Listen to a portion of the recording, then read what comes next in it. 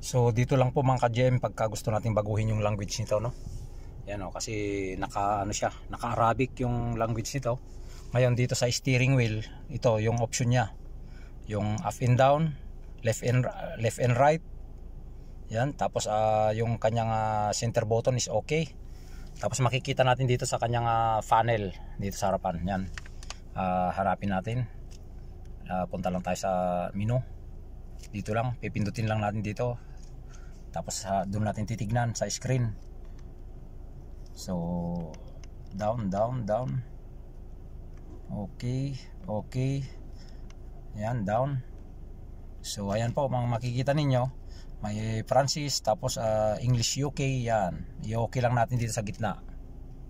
So ayan siya, no. Okay.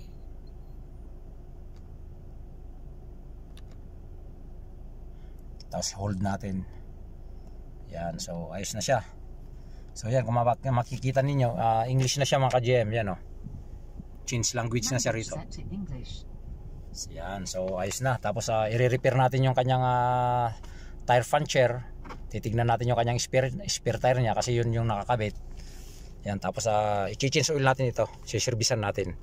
Yung pag-service, bali ang mga gagawin dito, check natin yung lahat ng top up fluid level, papalitan natin yung oil filter saka langis.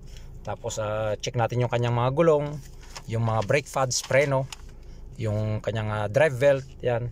Tapos yung hangin ng mga gulong, saka lahat ng mga ilaw niya mga ka-GM. Yun yung mga chine-check dito pagka nagse-service tayo ng mga sakyan, no?